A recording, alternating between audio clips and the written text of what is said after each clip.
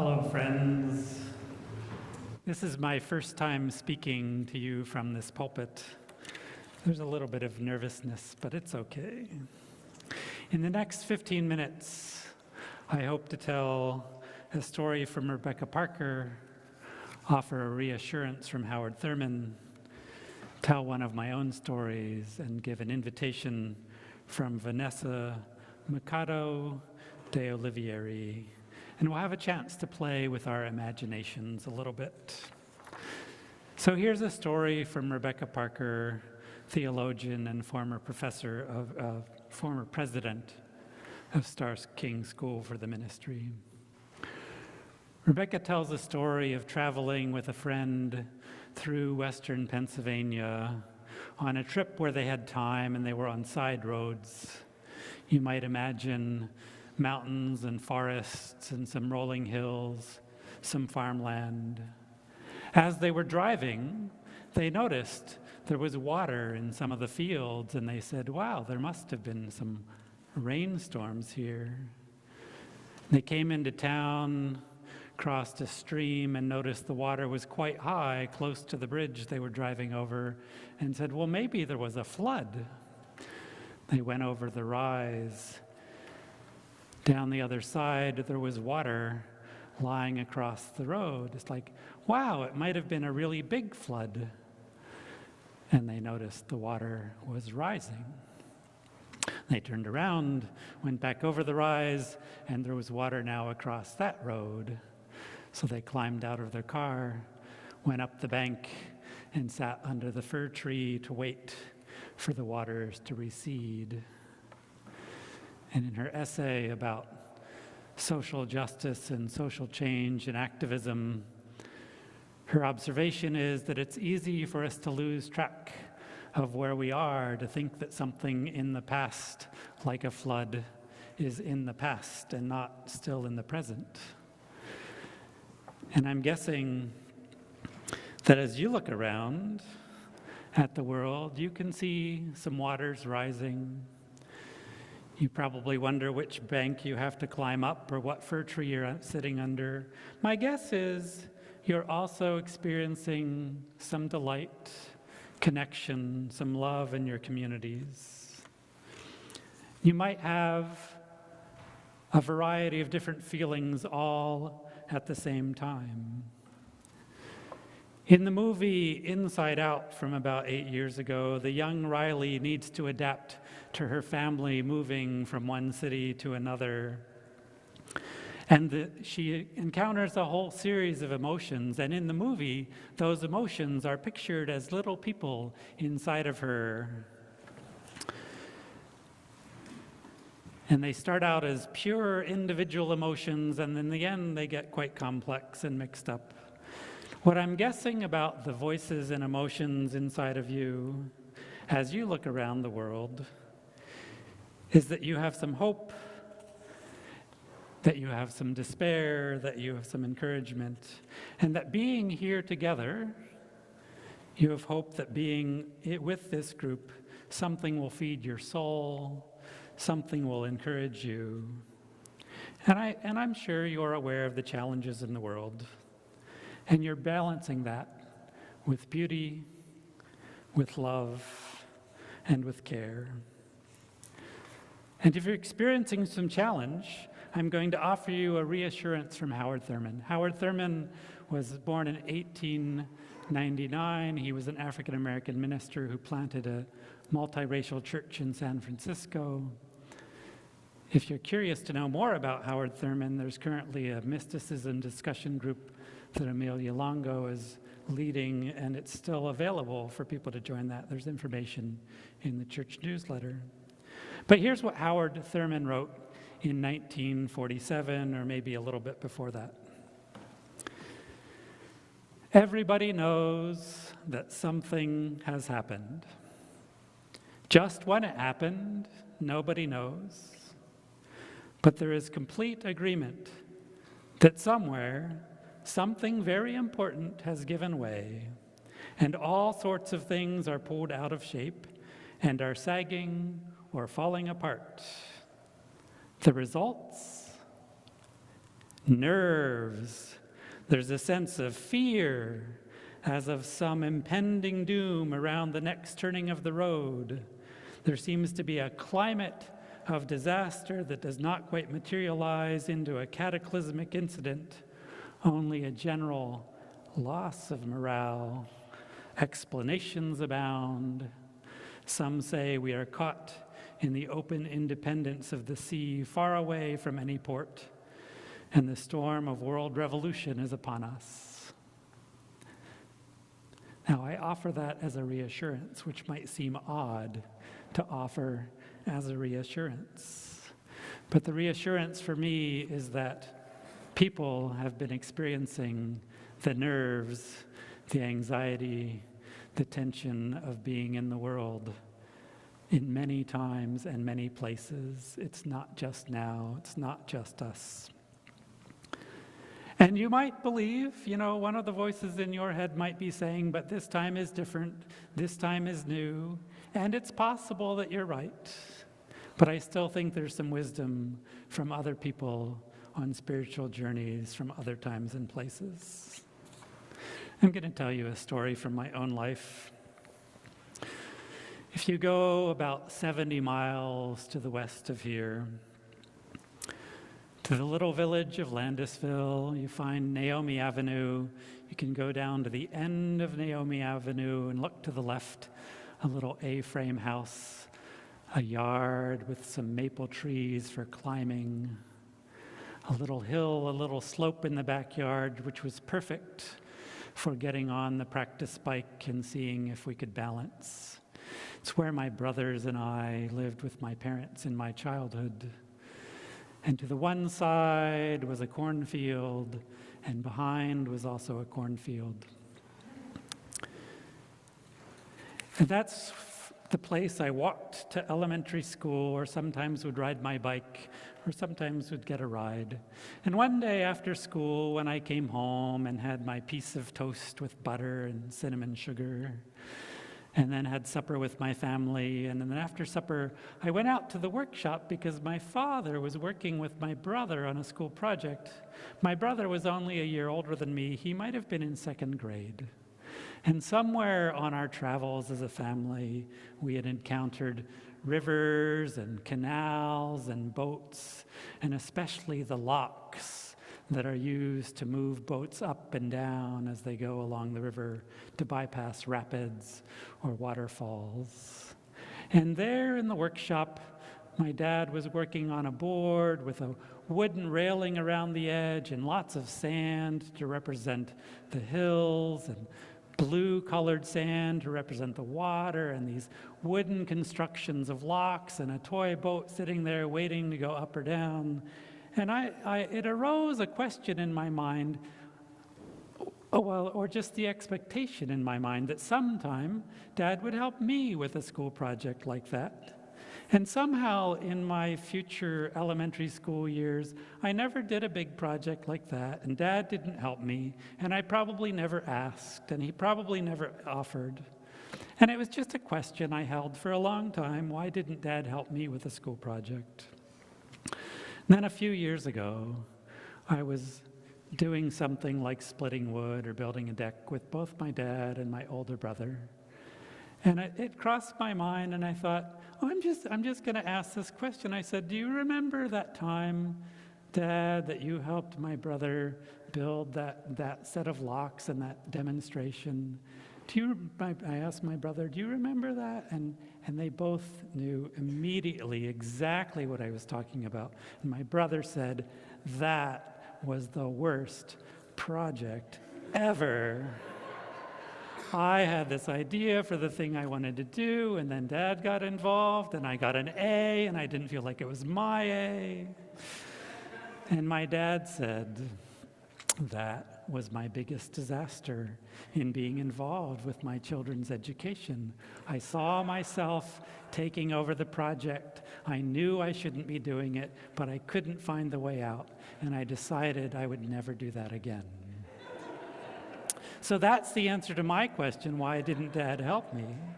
And what I had imagined as a nice bonding project between my dad and my brother turned out to be a disaster that we probably didn't talk about for 40 years. And somehow I think in coming to the awareness of where we actually all were in that story, that the emotional floodwaters had risen quite high for at least my dad and my brother around that event. That acknowledging where we were probably helped those waters recede. So now I have to say, hi, Dad, if you're watching this recording from the future, I hope I got it right. And here's an invitation. This comes from Vanessa Machado de Olivieri. She's a professor of education now in Vancouver, British Columbia. She grew up in Brazil. One of her grandmothers is indigenous from the Guarani community. One of her grandmothers was German who immigrated to Brazil after World War I. Her stories tell about being in that in-between place from multiple stories in her family and her stories from her own experience. Her most recent book is called Hospicing Modernity, Facing Humanity's Wrongs and the Implications for Social Activism. She tells stories and offers tools, and I'm going to get to her main point in a little bit, but this morning I want to offer an exploration of one of her tools. So perhaps you experience that inside of you are many voices. Vanessa invites us to imagine those voices as belonging to different people, a group of people, perhaps a group on a bus, or the musicians in an orchestra, or even she offers squirrels on a spaceship to represent your inside voices. One of my friends decided to imagine their inside voices as a caravan, as we hear in one of those Rumi poems. And so he recites the Rumi poem to imagine, to help him remind himself of the multiple voices inside. Now, I have to say that when Vanessa offered the idea of squirrels on a spaceship, there were many people on my bus who were very excited about squirrels on a spaceship. I've read a lot of science fiction. I've encountered augmented elephants, orcas as spaceship captains, dolphins on ships, but I've never encountered squirrels on spaceships. But also, in my bus, there are many very practical Swiss-German voices. And they just were not willing to go on a spaceship with a whole group of squirrels. So at the moment, I am imagining the voices inside of me as people on a bus. So I'll give you a moment to just think about the voices inside you and whether there's a way you would like to imagine them. And here's a little practice. You know, earlier, I offered that reassurance from Howard Thurman. And what were the voices inside of you saying when I offered that reassurance? Perhaps there was a voice that was finding some reassurance. Perhaps there was a voice that was encountering that as unexpected. So just take a moment. What are the voices that you're hearing so far while I'm talking? And if you'd like to take a moment, you can even turn to somebody or mention in the chat. Just turn to somebody and say, what are some of the voices you've got going on so far this morning? Give you a moment.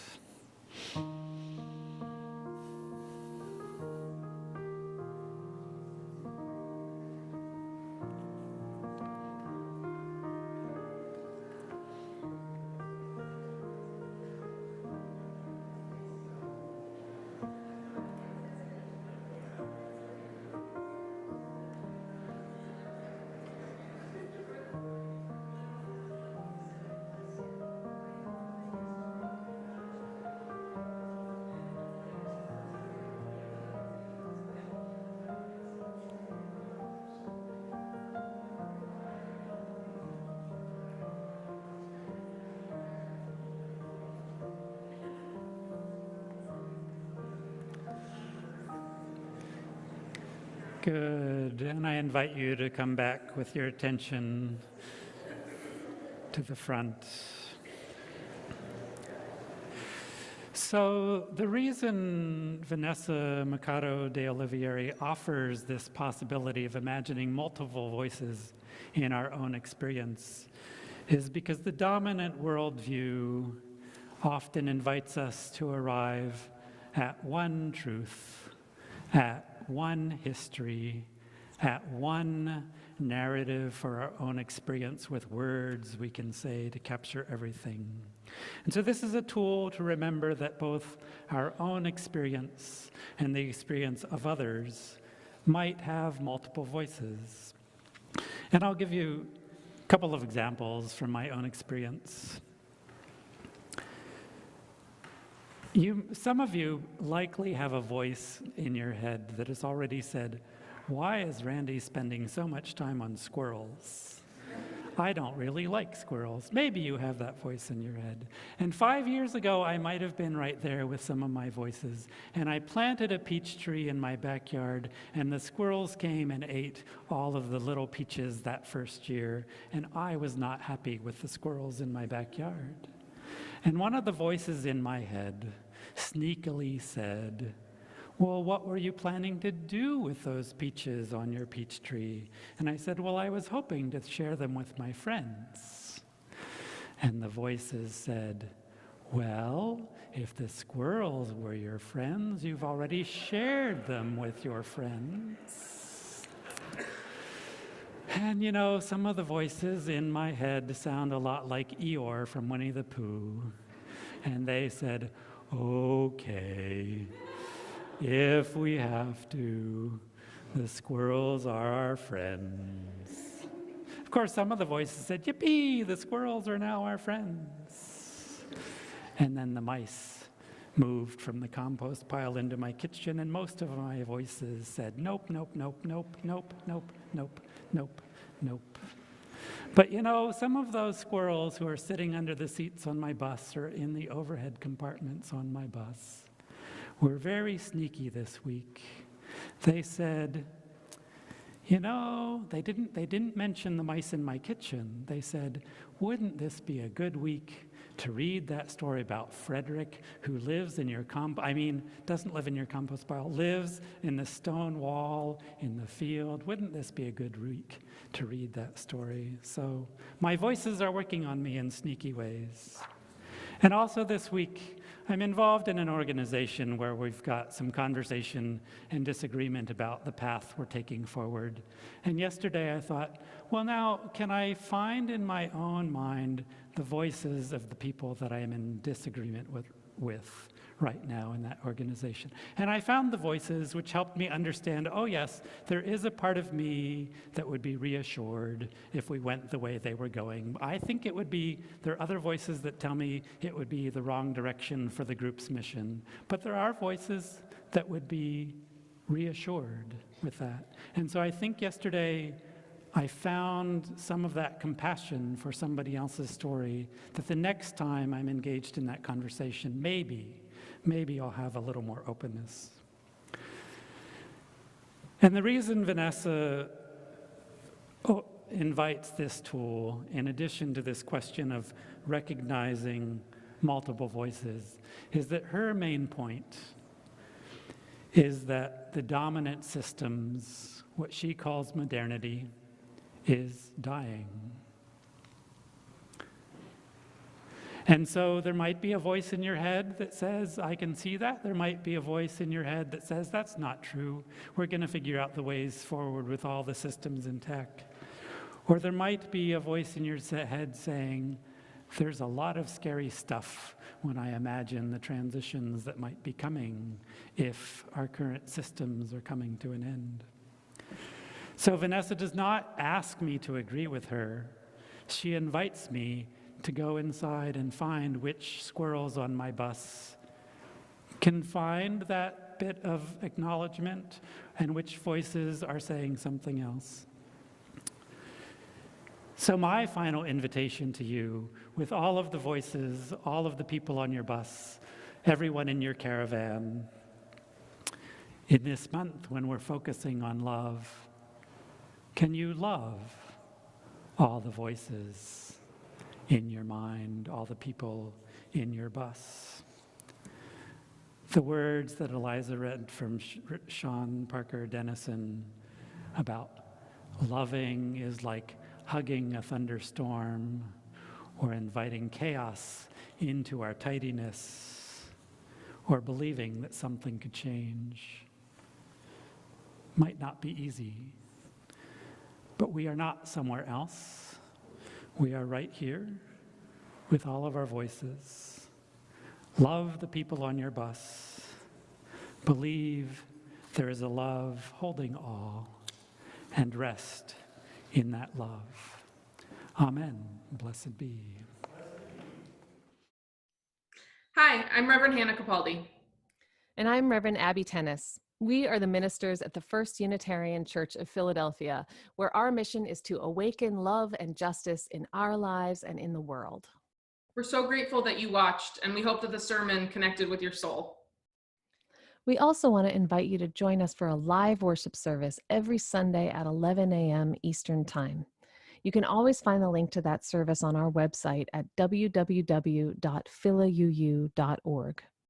In these services, you'll hear words like you've just heard, and you also get a chance to greet one another, pray together, sing together, and we even hold a virtual coffee hour after services to get a chance to greet some new and old friends. If you want to support the mission of this community and you feel moved to give, you can do so by going to the website that Reverend Abby just mentioned. You can find that link below, or you can text 215-709-5095 and follow the prompts to give. If someone in your life needs to hear these words today, we encourage you to share this video. And again, thank you so much for watching. We hope to see you soon.